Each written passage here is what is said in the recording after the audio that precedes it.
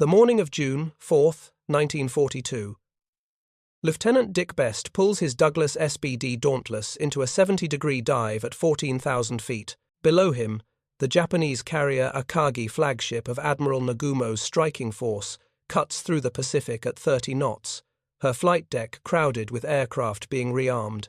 Best has perhaps 40 seconds before he reaches the release point. 40 seconds before he discovers whether American intelligence was right, whether his squadron hasn't arrived too late, and whether this airplane, derided by some in the Navy as obsolete before the war even began, can accomplish what every strategic calculation said was impossible. In 6 minutes, the course of the Pacific War will change forever.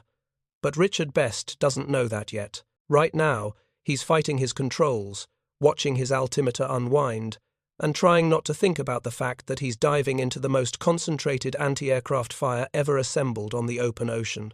This is the story of how an obsolete American dive bomber rewrote the rules of naval warfare in the span of a morning, and why Japanese admirals would come to fear it more than any weapon in the American arsenal. But to understand how we arrived at this moment, at this impossible dive, we need to go back to the airplane itself, and to the fundamental miscalculation that almost kept it from existing at all. If you're enjoying this deep dive into the story, hit the subscribe button and let us know in the comments from where in the world you are watching from today. The Douglas SBD Dauntless entered service with the United States Navy in late 1940, and from the beginning, it was treated as a compromise. Naval aviation in the late 1930s was caught in a philosophical debate about the future of carrier warfare. One faction believed in speed above all else: fast fighters, fast torpedo bombers, fast dive bombers.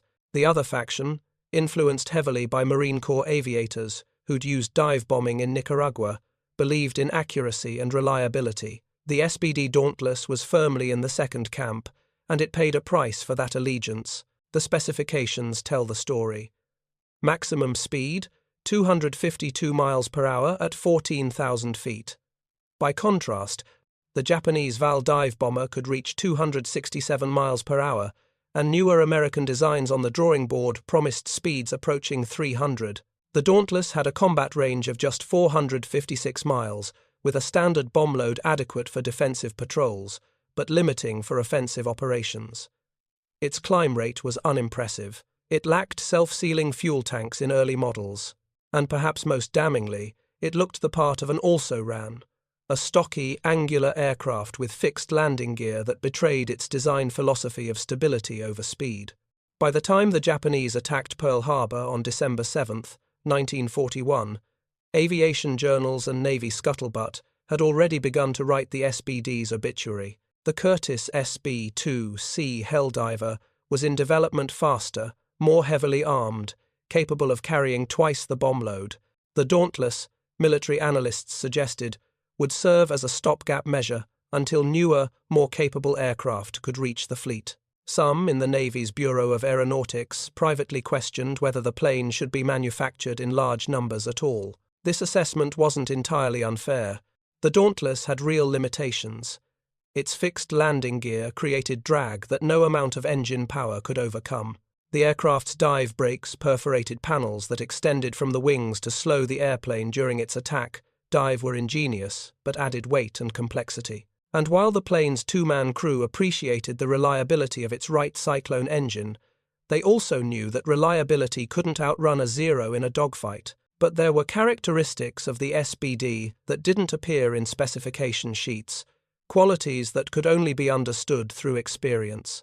The airplane was exceptionally stable as a gun platform. Its hydraulically operated dive brakes allowed pilots to maintain a steady 70-degree dive angle, the steepest practical angle for visual bombing, without the aircraft accelerating beyond control. The pilot and radioman gunner sat in tandem under a greenhouse canopy that provided exceptional visibility, critical during the chaos of an attack. And perhaps most importantly, the airplane could absorb extraordinary punishment and still return its crew to the carrier.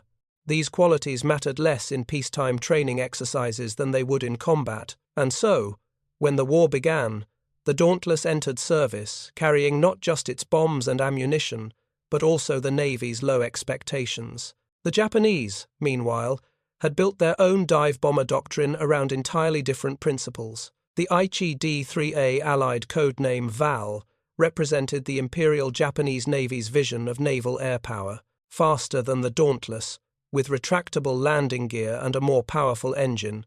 The VAL looked every bit the superior aircraft. Japanese naval aviators, considered among the most skilled in the world in 1941, had trained extensively in dive-bombing techniques. Their carriers, Akagi, Kaga, Soryu, Hiryu, Shokaku, and Zuikaku, represented the most formidable naval striking force ever assembled. These ships had dominated the Pacific for 6 months, participating in attacks on Pearl Harbor, Rabaul, Darwin, and Ceylon with near impunity. By early June of 1942, Japanese confidence in their carrier force bordered on certainty. Admiral Yamamoto Isoroku, commander of the combined fleet, had designed an operation to eliminate American carrier power in the Pacific once and for all. The target: Midway Atoll, a tiny American outpost 1,400 miles northwest of Hawaii. The plan called for Nagumo's 4-carrier striking force to soften Midway's defenses, while a larger invasion fleet stood ready to capture the atoll. American carriers, Japanese planners assumed, would rush to defend Midway and be destroyed in detail by superior Japanese forces. The plan was tactically sound, built on 6 months of nearly unbroken victory. What Japanese intelligence failed to detect was that American cryptanalysts had broken enough of the Japanese naval code to anticipate the attack. Admiral Chester Nimitz, commander of the Pacific Fleet, knew where and approximately when the Japanese carriers would strike. He positioned 3 American carriers, Enterprise, Hornet, and Yorktown northeast of Midway, hoping to ambush the Japanese force. But knowing where the enemy would be and successfully attacking them were entirely different challenges. The American carriers together could muster approximately 234 aircraft, including 75 SBD Dauntless dive bombers, 29 Devastator torpedo bombers, and 79 Wildcat fighters. The Japanese carrier force, with 4 fleet carriers, deployed more than 240 aircraft, many flown by veterans of Pearl Harbor and the Indian Ocean raids. More critically, Japanese carrier doctrine emphasized coordinated air defense. Their carriers typically operated within a few miles of each other, allowing their anti-aircraft guns and combat air patrol fighters to create an integrated defensive shield. American doctrine, by contrast, remained less refined. U.S. carrier tactics in mid-1942 emphasized individual ship operations rather than tight formation steaming. Communication between ships and aircraft was hampered by radio equipment that worked imperfectly under combat conditions. And most critically, the Americans had never successfully executed a coordinated dive bomber and torpedo bomber attack against a defended target. The tactic, which called for low-flying torpedo bombers to force enemy ships to maneuver while high-altitude dive bombers attacked from above, looked elegant in training exercises, but had never been tested in combat against a peer opponent. The American pilots who launched on the morning of June 4th understood these limitations intimately. Lieutenant Commander John Waldron, leading Hornet's Torpedo Squadron 8, told his men before the mission that they were likely flying into a massacre. His intuition proved correct. The torpedo bombers, flying slow and low to launch their weapons, had to run a gauntlet of Japanese fighters and anti-aircraft fire. Of the 41 American torpedo bombers that attacked Japanese carriers that morning, 35 were shot down. Torpedo Squadron 8 was entirely wiped out, all 15 aircraft lost. Only 1 pilot survived. The attack achieved nothing. Not a single torpedo found its target. From the Japanese perspective aboard the carriers Akagi, Kaga, Soryu, and Hiryu, the battle seemed to be following the script they'd rehearsed for months. American torpedo bombers had thrown themselves at the Japanese formation in piecemeal, uncoordinated attacks. Each wave had been annihilated.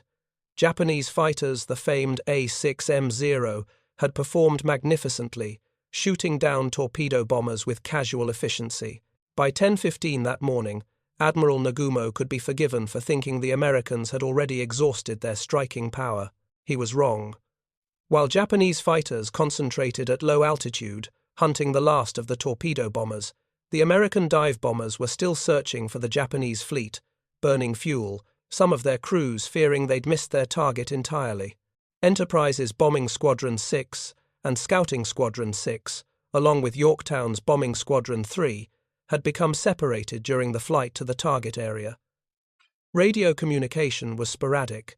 Some squadrons had flown too far south, others had turned back to search different sectors of ocean, but at approximately 10:20 that morning, Lieutenant Commander Wade McCluskey, leading Enterprise's dive bomber group, spotted a Japanese destroyer breaking away from the main formation at high speed.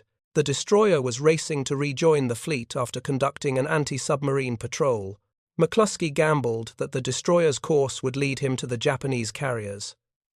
He was right. What McCluskey saw when he arrived over the Japanese formation would have seemed impossible just minutes before. 4 carriers, Akagi, Kaga, Soryu, and Hiryu, were operating in a rough formation roughly 8 miles in diameter.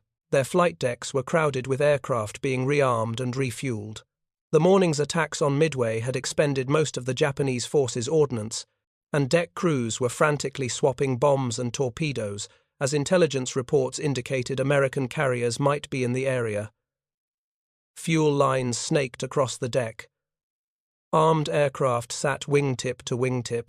Every carrier was at its most vulnerable state, unable to launch fighters, unable to recover aircraft, their decks transformed into floating bomb depots.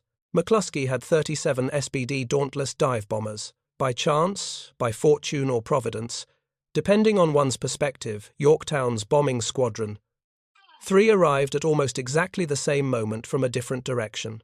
Combined, the American dive bombers numbered 54 aircraft. They had perhaps a 5-minute window before Japanese combat air patrol fighters, still at low altitude after destroying the torpedo bombers, could climb to intercept them. McCluskey divided his force. Scouting Squadron 6 and Bombing Squadron 6 would attack Kaga. Bombing Squadron 3 would target Akagi or the carrier closest to their approach vector. There was no time for detailed coordination, no opportunity for the textbook attack pattern practiced at Pearl Harbor. The pilots pushed over into their dives. This is where the SBD Dauntless revealed its true character. At 14,000 feet, pilots extended their dive brakes and rolled into 70-degree dives, the steepest angle at which a human pilot could effectively track a target while fighting G-forces and adrenaline. The dive brakes worked exactly as designed, keeping the aircraft at a steady speed between 250 and 270 miles per hour. Fast enough that anti-aircraft gunners had difficulty tracking them, slow enough that pilots could aim with precision. Lieutenant Dick Best, leading Bombing Squadron 6's second section, recognized that too many aircraft were converging on Kaga. He made a split-second decision to switch targets to Akagi, Admiral Nagumo's flagship. Best's section, just 3 aircraft, dove through increasing anti-aircraft fire toward the carrier's flight deck. The Japanese had seconds to react. Anti-aircraft crews on Akagi tracked the diving bombers, firing everything 25mm autocannons, machine guns, the ship's 5-inch secondary battery, the sky filled with black bursts and tracers.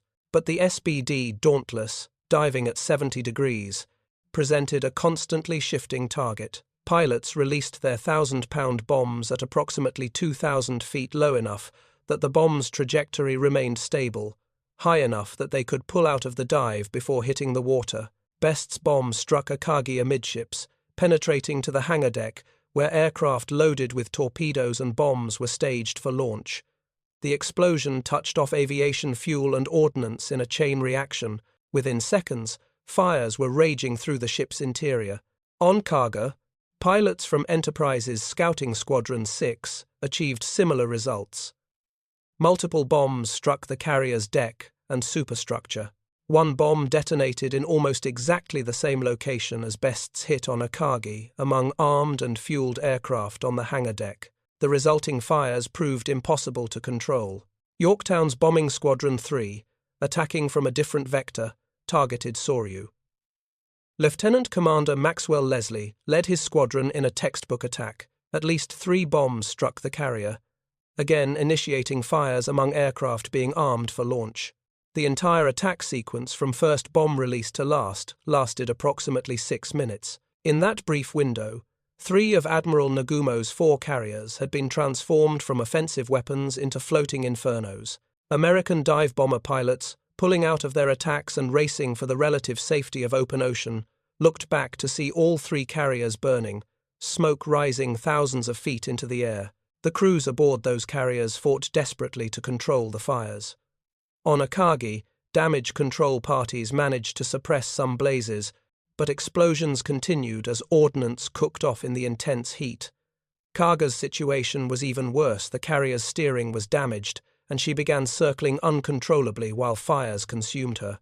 Soryu, the smallest of the 3 stricken carriers, was the first to be abandoned, her crew recognizing that the fires had spread beyond any hope of control. The 4th carrier, Hiryu, had been operating slightly separated from her sister ships and escaped the initial attack.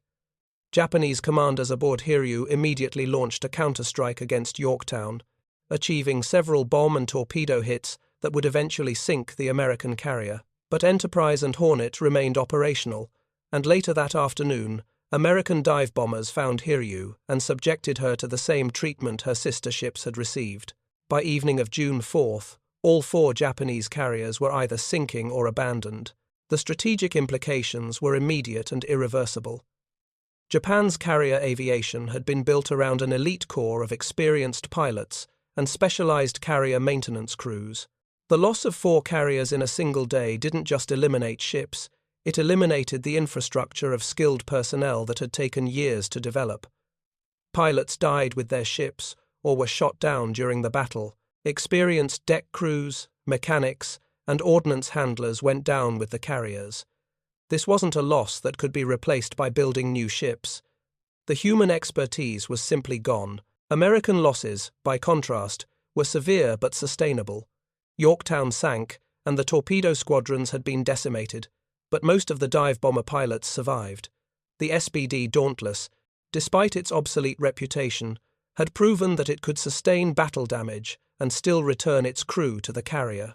Lieutenant Best's aircraft, for instance, had taken anti-aircraft hits during its dive but remained flyable. Other pilots reported similar experiences: aircraft with shredded control surfaces, punctured fuel tanks, or damaged hydraulics that nonetheless limped home.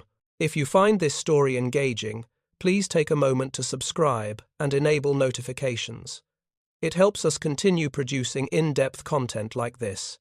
The question that Japanese naval commanders would spend the rest of the war trying to answer was deceptively simple. How had an aircraft they'd dismissed as obsolescent managed to accomplish what their own intelligence had deemed nearly impossible? The answer lay not in any single technological advantage, but in a constellation of design choices that had seemed like compromises in peacetime, but proved decisive in combat. Start with the dive brakes. The SBD Dauntless featured perforated panels that extended from the trailing edge of the wings during a dive. These weren't unique. The German Ju-87 Stuka had made dive brakes famous during the Battle of Britain. But the Dauntless's implementation was different. The hydraulically operated brakes allowed pilots to maintain a precise 70-degree dive angle while keeping airspeed constant at around 250 to 270 miles per hour. This sounds like a minor technical detail until you understand what it meant for accuracy. A pilot diving at 70 degrees is experiencing roughly 3 to 4 g forces while trying to align his aircraft with a target moving at 30 knots through the ocean. He's fighting adrenaline, compensating for wind, and calculating the precise moment to release his bomb so that it continues on a ballistic trajectory to the target. The Japanese Val dive bomber, faster but without the same dive brake effectiveness, tended to accelerate during the dive, forcing pilots to either reduce their dive angle or fight increasingly difficult control forces. The SBD's stable dive meant that experienced pilots could place a 1,000-pound bomb within a 50-foot circle from 12,000 feet, not every time, but with sufficient regularity that concentrated attacks could devastate a target. At Midway, this accuracy was multiplied by the target's vulnerability. Japanese carriers in June of 1942 were designed around a doctrine that prioritized offensive striking power over defensive resilience. The flight decks were made of wood over a steel framework lighter than armored decks, which allowed for higher speed and longer range, but offering minimal protection against bombs. More critically, Japanese carriers stored reserve aircraft, munitions, and aviation fuel close to the hangars for rapid rearming operations. This made sense when carriers operated far from enemy attack, but transformed them into floating powder kegs when bombs penetrated to the hangar level. American bombs didn't need to achieve direct hits on vital spaces to mission-kill a carrier. They just needed to reach the hangar deck, where armed aircraft were staged. The secondary explosions would do the rest, and the SBD Dauntless, with its stable dive characteristics, could deliver bombs with enough precision to achieve those hits consistently. But accuracy alone doesn't explain the SBD's success. The airplane also proved remarkably survivable in ways that contradicted pre-war assumptions about obsolescence. The fixed landing gear that created drag and limited top speed also provided a measure of redundancy. There was no complex retraction mechanism to be damaged by anti-aircraft fire. The rugged Wright R-1820 Cyclone engine, rated at 1,000 horsepower, wasn't the most powerful engine available, but it was reliable and remarkably resistant to battle damage. Pilots reported returning to their carriers with cylinders shot out, oil lines severed, and cooling systems compromised, yet the engine continued running. Lieutenant Clarence Dickinson, who flew with Scouting Squadron 6 at Midway, exemplified this durability. During his attack on Kaga, his aircraft took multiple hits from anti-aircraft fire. The rear seat gunner, Radioman Second Class Joseph DeLuca, was wounded. The hydraulic system was damaged, control surfaces were torn, yet Dickinson managed to nurse the aircraft back toward Enterprise, eventually ditching near a destroyer when his fuel ran out. Both men survived. The airplane sank, having absorbed punishment that would have destroyed less robustly built aircraft, but having first delivered its bomb and returned its crew within range of rescue. This pattern repeated across the battle. Of the 54 dive bombers that attacked the Japanese carriers in that crucial 6-minute window, 14 were lost to combat or operational causes. That represents a loss rate of roughly 26% severe, but nowhere near the 93% loss rate suffered by the torpedo bombers that attacked the same targets. The SBD's combination of dive accuracy and survivability created a mathematical reality that Japanese defenders couldn't overcome. Even if they shot down a quarter of the attacking dive bombers, the remaining aircraft could deliver enough bombs to cripple their targets. The psychological impact of this revelation rippled through both fleets. For Japanese naval aviators, Midway shattered the assumption of invincibility that had characterized the first 6 months of the war. Carrier aviation, they'd been taught, was about offensive power, striking first, striking hard, maintaining the initiative. The idea that a defensive action by an inferior force could annihilate 4 carriers in minutes contradicted everything their doctrine taught. Japanese after-action reports from Midway are notable for their attempts to rationalize the disaster. Some blamed faulty intelligence. Others pointed to the timing of the American attack, arriving just when Japanese carriers were most vulnerable. But beneath these explanations lay an uncomfortable truth.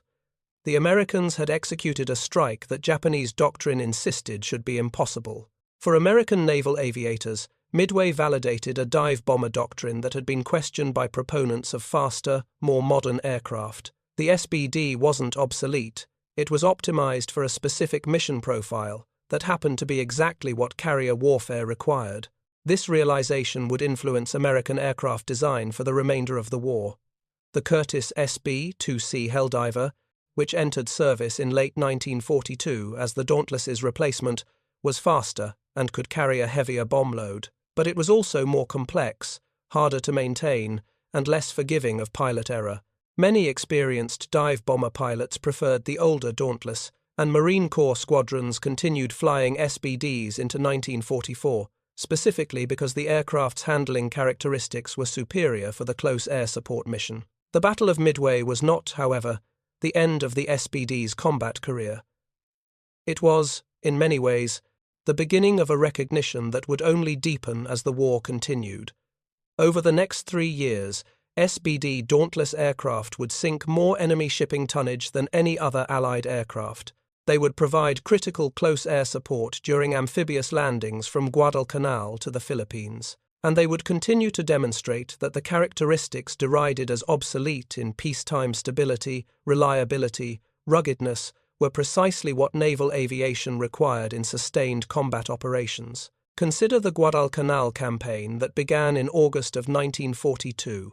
Marine Corps SBD squadrons operating from Henderson Field on Guadalcanal faced conditions that would have grounded less durable aircraft. The airfield was subjected to daily Japanese bombing, nightly naval bombardment, and constant operational tempo. Maintenance facilities were primitive. Spare parts were scarce. Yet SBD squadrons maintained operational readiness rates that exceeded more modern aircraft types, in part because the Dauntless was simple enough to repair with improvised tools and salvaged parts. During the naval battle of Guadalcanal in November of 1942, SBD dive bombers from Enterprise played a crucial role in sinking the Japanese battleship Hiei. This represented another milestone in the aircraft's combat record. Battleships were supposed to be nearly invulnerable to air attack unless subjected to concentrated strikes by large formations. Yet SBD pilots, attacking through weather and anti-aircraft fire, achieved sufficient hits to cripple Hiei's steering and slow her enough that she became vulnerable to surface action and subsequent air attacks. The battleship was scuttled the following day. The pattern established at Midway concentrated dive bomber attacks, achieving disproportionate results against heavily defended targets, became doctrine for the U.S. Navy. By late 1942, American carrier task forces had refined their tactics to maximize the SBD's strengths. Dive bombers would attack in large formations, saturating defensive fire. Fighter escorts would suppress anti-aircraft positions and engage defending fighters. And critically, American carriers began operating in multi-ship task groups that could mass their air wings for coordinated strikes.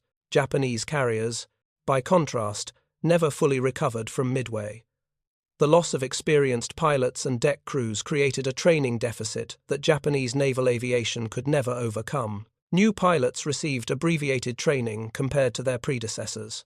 Carrier operations became more cautious, less aggressive, and perhaps most tellingly, Japanese respect for American dive bombers became such that they redesigned their carrier doctrine around trying to engage American carriers at ranges beyond dive bomber attack radius, a tactical approach that implicitly conceded the SBD's effectiveness. Lieutenant Richard Best, whose bomb had struck Akagi during those critical 6 minutes at Midway, exemplified the human dimension of the SBD story. Best was diagnosed with tuberculosis shortly after Midway, a consequence, doctors believed, of inhaling caustic soda from a faulty oxygen system during his dive. He was grounded for the remainder of the war. His combat career ended by equipment malfunction rather than enemy action. Best would spend months in a hospital, his lungs damaged, wondering if his diving attack had been worth the personal cost. In his post-war interviews, Best reflected on the SBD with the unsentimental perspective of a professional naval aviator. He didn't romanticize the airplane. He acknowledged its limitations, the modest speed, the long takeoff roll, the inadequate defensive armament in its early variants. But he also recognized that those limitations were trade-offs for the characteristics that mattered most in combat: the stable dive, the reliable engine, the ability to take hits and keep flying. Best said he trusted the Dauntless more than any other aircraft he'd flown, not because it was the fastest or most modern, but because it did exactly what it was designed to do, consistently, even under the worst conditions. This trust extended throughout the SBD community. Pilots developed an almost proprietary affection for the aircraft, defending it against critics who continued to advocate for its replacement. When the Navy began transitioning to the SB-2C Helldiver in 1943, experienced dive bomber squadrons resisted. The Helldiver was objectively superior on paper, faster, longer ranged, capable of carrying 2,000 pounds of bombs internally. But it was also harder to land on carriers, more complex to maintain, and less stable in a dive. Pilots who'd survived combat in SBDs viewed the Helldiver with skepticism, and their skepticism proved well-founded. The SB-2C spent much of 1943 working through mechanical problems and handling issues. SBD squadrons, meanwhile, continued achieving mission success rates that the newer aircraft couldn't match. The Marine Corps took this preference further. Marine dive bomber squadrons continued operating SBDs until late 1944, well after the Navy had largely transitioned to the Helldiver. Marine aviators, who flew more close air support missions than Navy carrier pilots, valued the SBD's ability to operate from rough airstrips, its low-speed handling characteristics that were crucial for supporting ground troops, and its resistance to battle damage. When Marine squadrons finally transitioned to newer aircraft, many pilots mourned the loss of an airplane that had, in their view, been prematurely retired. By 1944, the strategic situation in the Pacific had changed dramatically. American industrial production had created a carrier force that outnumbered Japan's remaining carriers by significant margins. New aircraft types, the F-6F Hellcat fighter, the TBF Avenger torpedo bomber, had entered service with capabilities that exceeded their predecessors. Yet the SBD continued serving, still sinking ships, still supporting amphibious operations, still demonstrating the qualities that had made it effective at Midway. The Battle of the Philippine Sea in June of 1944, exactly 2 years after Midway, illustrated both the SBD's continued relevance and the changing nature of carrier warfare. By this point, most Navy carrier squadrons had transitioned to the SB-2C Helldiver, but several SBD squadrons remained operational. During the battle, American fighters and anti-aircraft fire decimated Japanese air attacks in what American pilots would call the Great Marianas Turkey Shoot. Japanese naval aviation, still struggling to replace the losses from Midway and subsequent battles, had become a shadow of its former capability. American dive bombers, both SBDs and SB-2Cs, then pursued the retreating Japanese fleet, sinking the carrier Hio and damaging several other ships. The attack demonstrated that dive bomber doctrine, refined over 2 years of combat, had become so effective that Japanese carriers were vulnerable, even with escort vessels and combat air patrol protection. What made this evolution particularly significant was that the fundamental limitation that had led analysts to call the SBD obsolete, its modest speed, had become largely irrelevant. Carrier warfare by 1944 wasn't about which airplane was fastest in level flight. It was about which aircraft could reliably deliver ordnance on target while surviving defensive fire. The SBD had proven that stability, accuracy, and durability mattered more than raw speed. Japanese carriers, even when they could detect incoming attacks, couldn't generate defensive fire sufficient to stop concentrated dive bomber strikes. And American fighters, improved since Midway, could now escort dive bombers effectively, suppressing enemy fighters that might threaten the slower bombers. The final SBD carrier deployment came in late 1944 during the Battle of Leyte Gulf. By this point, the aircraft was definitively obsolete. In the technical sense, newer dive bombers with better performance were available, but several squadrons still flew the Dauntless, and they participated in the complex series of engagements that constituted the largest naval battle of the war. SBDs helped sink the Japanese carrier Zuiho and participated in attacks on the super battleships Yamato and Musashi. These final combat actions represented a bookend to Midway. At both battles, the SBD had attacked the most powerful warships Japan could deploy, and at both battles it had proven that naval aviation had fundamentally altered the calculus of sea power. The statistics bear out the SBD's impact. Over its combat career from December 1941 through late 1944, SBD Dauntless aircraft are credited with sinking or damaging 18 enemy warships, including 6 carriers. They sank dozens of transport ships and cargo vessels. They destroyed hundreds of enemy aircraft in air-to-air combat. The SBD, despite being a bomber, had a surprisingly respectable kill ratio against Japanese fighters when rear gunners and pilot-operated forward guns were employed effectively. And perhaps most significantly, they demonstrated loss rates that were sustainable. The SBD could be flown in combat repeatedly, without depleting squadrons faster than replacement pilots could be trained. Japanese naval commanders, in their post-war memoirs and interrogations, consistently cited American dive bombers as among the most effective weapons they faced. Admiral Nagumo, who survived the sinking of Akagi at Midway only to die during the Battle of Saipan in 1944, wrote before his death that the appearance of American dive bombers over his carriers on June 4th had been the moment he realized the war might be unwinnable. The speed with which those aircraft had destroyed 3 carriers shattered his assumptions about carrier durability and defensive capability. This wasn't simply Japanese rationalization. American cryptanalysts, reading intercepted Japanese naval communications throughout the war, noted consistent references to American dive bombers as a primary threat. Japanese carrier designs evolved to incorporate armored flight decks, a direct response to the vulnerability demonstrated at Midway. Japanese combat air patrol doctrine was rewritten to maintain fighters at high altitude, specifically to intercept dive bombers before they could begin their attacks. And Japanese anti-aircraft systems were upgraded repeatedly in attempts to generate sufficient defensive fire to break up dive bomber formations. None of these measures proved sufficient. The reason returns to those fundamental design choices that had made the SBD seem obsolete. An armored flight deck could potentially survive a bomb hit, but it couldn't prevent the bomb from penetrating to the hangar deck if the pilot was accurate. Maintaining combat air patrol at high altitude helped, but dive bombers attacking from 14,000 feet with a closing speed of 270 miles per hour gave fighters very little time to intercept, and anti-aircraft fire, no matter how concentrated, struggled to track aircraft in 70-degree dives. The SBD's design had anticipated these defensive measures, not through advanced technology, but through obsessive focus on the dive-bombing mission profile. Lieutenant Commander Wade McCluskey, who'd led the Enterprise dive bombers at Midway, captured this reality in his after-action report. He wrote that the SBD's greatest asset wasn't any single technical feature, but rather the confidence pilots had in the aircraft's ability to complete its mission. Pilots knew that if they could reach their target and begin their dive, the airplane would respond predictably, the dive brakes would work, the engine would maintain power, the controls would remain responsive.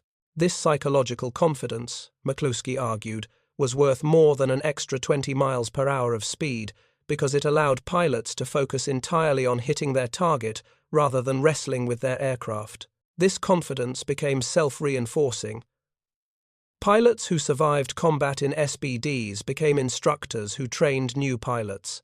They passed along techniques specific to the aircraft, how to compensate for crosswinds during a dive, how to manage the throttle for optimal accuracy, when to release the dive brakes for maximum effect. The institutional knowledge surrounding the SBD grew more sophisticated as the war continued, creating a community of expertise that multiplied the aircraft's effectiveness. By 1945, when the last SBDs were retired from frontline carrier service, the airplane had earned a reputation that contradicted every pre-war assessment of its capabilities. It was, in the end, one of the most successful dive bombers of World War II, measured by any metric: ships sunk, missions completed, or pilots returned safely. The aircraft that had been dismissed as obsolete before the war began had helped win the Pacific War through the unglamorous virtues of reliability, accuracy, and survivability. The broader lesson that emerged from the SBD story reshaped American aircraft design philosophy. Post-war analysis recognized that combat effectiveness couldn't be predicted solely from performance specifications. An aircraft optimized for a specific mission, even if it appeared inferior in general characteristics, could outperform technically superior designs if the mission matched its strengths. This insight influenced the development of specialized attack aircraft throughout the Cold War and beyond. But perhaps the most profound impact was on how militaries think about obsolescence itself. The SBD Dauntless entered service with the reputation of being outdated before it saw combat. It ended the war as one of the most combat-effective aircraft in the Pacific theater. This reversal suggests that obsolescence is not an inherent quality of equipment, but a relationship between design and doctrine, between capabilities and mission requirements. The SBD wasn't obsolete, it was differently optimized, and in the specific context of carrier warfare in 1942 through 1944, that optimization proved decisive. Richard Best, the pilot who'd bombed Akagi during those 6 minutes that changed the Pacific War, lived until 2001. In his later years, he gave numerous interviews about Midway and the SBD. He was asked repeatedly whether he'd been afraid during that dive, whether he'd understood the historical significance of the moment, whether the airplane had lived up to expectations. Best's answers were consistently unromantic. He'd been too busy during the dive to feel fear. He was compensating for wind, tracking his target, waiting for the release point. He hadn't understood the historical significance until much later. In the moment, he was just trying to hit a carrier and get back to Enterprise. And as for the airplane, he said it had done exactly what Douglas engineers had designed it to do: fly steadily in a steep dive and bring its crew home afterward. That matter-of-fact assessment captures something essential about why the SBD succeeded when analysts had predicted it would fail. The aircraft wasn't built around theoretical performance maxima or impressive specification sheets. It was built around the practical realities of dive bombing, the need for stability, the importance of pilot confidence, the value of returning crews for future missions. These weren't glamorous qualities. They didn't generate exciting headlines or impressive statistics. But they were the qualities that mattered when pilots pushed over into their dives at 14,000 feet, committing to a 70-degree descent toward heavily defended targets. The 4 Japanese carriers that burned and sank on June 4, 1942, represented more than tactical victories. They represented the collapse of an entire theory of naval warfare. Japan had built its carrier force around the assumption that offensive power and technical excellence would dominate carrier combat. The Americans, with their supposedly obsolete dive bombers and less experienced pilots, had proven that design choices focused on mission-specific effectiveness could overcome apparent technical inferiority. The SBD Dauntless didn't win the Pacific War alone. No single weapon system could. But it demonstrated, in those 6 minutes over the Kido Butai, that obsolescence is a judgment that can only be rendered in combat, and that sometimes the old, stable, reliable tool outperforms the new, fast, complicated one.